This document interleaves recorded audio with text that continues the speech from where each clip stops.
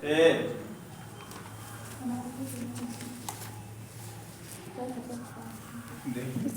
देखिए आज हम लोग एक छोटी सी चर्चा के तहत आज हम लोग पढ़ने जा रहे हैं लॉर्ड विलियम बेंटिक। भारत के इतिहास में जितने भी अंग्रेज प्रशासक आए उनमें सर्वाधिक योग था।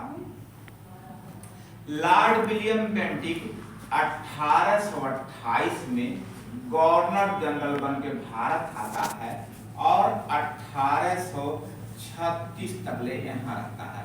लॉर्ड विलियम बेंटिक के ऊपर यूरोप के दो महान चिंतक जेम्स मिल और जर्मी बेंथम का प्रभाव था। और जेम्स मिल और जर्मी बेंथम एक उपयोगितावादी विचारों के पोषक थे और उपयोगितावादी मत के संस्थापकों में थे। उपयोगितावाद क्या है आज इसको समझें। उपयोगितावाद उस विचारधारा का नाम है जिसमें अधिकतम व्यक्तियों का अधिकतम सुख अंतर्निहित होता है। यानी कहने का मतलब है लॉर्ड विलियम बेंटिक अपने शासन काल के दौरान वह जन कल्याण के साथ साथ कंपनी साम्राज्य की नींव को मजबूत करने के लिए आया था। लॉर्ड विलियम बेंटिक के ऊपर उपयोगितावादी मूल्यों का प्रभाव था। अब हम थोड़ा सा इसके सुधार पर जाएं। जिस वक्त लॉर्ड विलियम बेंटिक भारत आया उस समय उसका शासनकाल भारत में सामाजिक सुधारों के लिए जाना जाता है। लॉर्ड विलियम बेंटिक का शासनकाल भारत में अंग्रेजी शिक्षा के लिए जाना जाता है। लॉर्ड विलियम बेंटिक का शासनकाल भारत में आर्थिक सुधार के लिए जाना जाता है। लॉर्ड विलियम बेंटिक का शासनकाल भारत में उसकी जो राज्यों की प्रतिनिधि थी उसे हम हस्तक्षेप या समय के सापेक्ष जो आवश्यकता थी उसके हिसाब से चलने वाला शासक था। अब हम एक बारी बारी थोड़ा सा चर्चा करते हैं। चूंकि ये टॉपिक है एक गवर्नर जनरल के रूप में आप लोग को तो टिप्पणी में एक क्वेश्चन संभवतः दे, लेकिन आप लोग को एक लाइन थोड़ा सा ऐसा आप 2-4-5 पेज लिख सकते हैं, इतना बता दिया। लॉर्ड विलियम बेंटिक जिस वक्त भारत आया तो भारतीय समाज में उन्होंने आमूलचूल परिवर्तन किया। क्या परिवर्तन किया? देखिए, भारत के समाज में एक समस्या थी, कुरीति थी, जिसका नाम है सती प्रथा। और राजा राम मोहन राय पहले व्यक्ति थे जिन्होंने सती प्रथा के खिलाफ राष्ट्रव्यापी अभियान चलाया था। और सती प्रथा को उन्हीं के प्रयास के फलस्वरूप 1829 में नियम 17 के तहत लॉर्ड विलियम बेंटिक ने सती प्रथा को गैर कानूनी अवैध घोषित कर दिया। और भारत में सती प्रथा को जारी रखने के लिए राधाकांत देव ने 1 लाख लोगों का दस्तखत करा करके ब्रिटेन के सम्राट को भेजा था और बाकायदे धर्म सभा की स्थापना की थी। यानी कहने का मतलब है लॉर्ड विलियम बेंटिक भारत में उसका शासनकाल सामाजिक हस्तक्षेप अथवा सामाजिक सुधार उसी के प्रयास से 1829 में सती प्रथा का उन्मूलन होता है। सेकेंड चीज हम चलते हैं, लॉर्ड विलियम बेंटिक ने भारत में नर बलि प्रथा का उन्मूलन किया था 1829 में। नर बलि प्रथा क्या थी? उड़ीसा एक राज्य है, वहां पर खौड़ जनजाति है। खौड़ जनजाति में यह मान्यता है वहां नवजात शिशुओं को बलि देने से देवी जी प्रसन्न होती हैं, ऐसी मान्यता थी।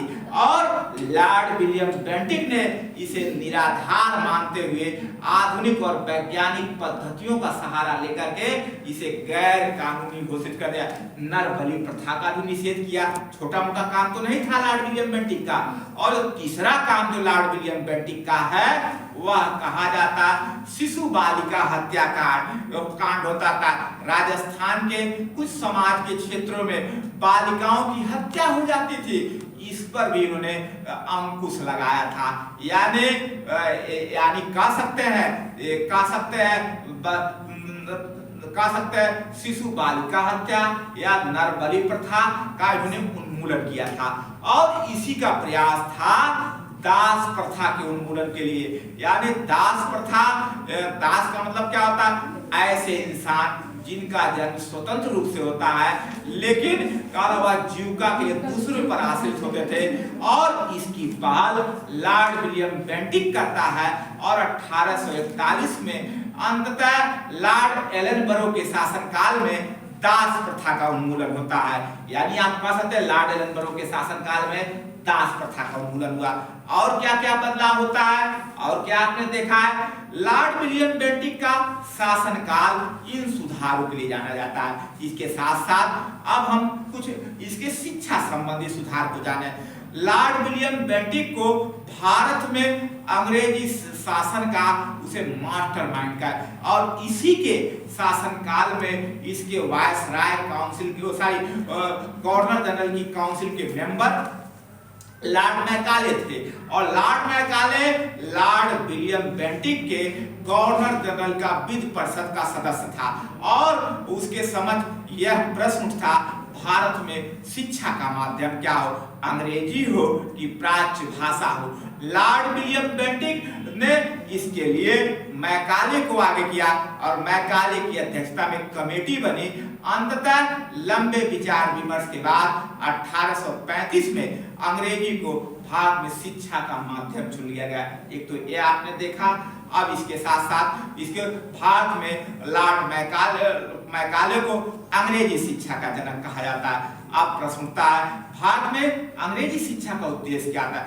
लॉर्ड मैकाले का भारतीयों का मखौल उड़ाया करता था। वह कहता था समस्त भारतीयों का ज्ञान यूरोप के पुस्तकालय के एक अलमारी से भी कम है, यह मखौल उड़ाया करता था। भारत तो सपेरों का देश है, और भारत में उसकी अंग्रेजी शिक्षा लाने के पीछे सबसे बड़ा मकसद यह था भारत में एक ऐसा समर्थक वर्ग तैयार किया जाए जो मन से और मस्तिष्क से अंग्रेज लगता हो लेकिन शकल और सूरत से भारतीय हो, इंडियंस हो। यानी लॉर्ड मैकाले की शिक्षा नीति का उद्देश्य भारत में अंग्रेजों का समर्थक वर्ग तैयार करना था। और 1835 के अधिनियम से इसे भारत का प्रथम गवर्नर जनरल कहा गया। लॉर्ड और जहां तक इसकी देशी रियासतों के प्रतिनिधि है, वह समय परिस्थितियों के सापेक्ष वह अपना मूल्यांकन करता था। जहां जैसे कुछ क्षेत्रों पर हस्तक्षेप की नीति करता था, कुछ क्षेत्रों पर हस्तक्षेप की नीति करता था, कुछ सहयोग की नीति करता था। यानी कह सकते हैं लॉर्ड विलियम बेंटिक एक कुशल प्रशासक था, योग्य प्रशासक था, और उसके ऊपर यूरोप के दो महान दार्शनिक जेरेमी बेंथम और जे.एस. मिल का प्रभाव था। उसके ऊपर लॉर्ड विलियम बेंटिक एक साम्राज्यवादी शासक के साथ साथ पढ़ा लिखा और जन कल्याण तथा समाज सुधारों के लिए उसका शासनकाल है। भारत में अंग्रेजी शिक्षा के प्रचार प्रसार में भी लॉर्ड विलियम बेंटिक के योगदान को आप नकार नहीं सकते। लॉर्ड विलियम बेंटिक कुल मिलाकर एक सफल, योग्य, कुशल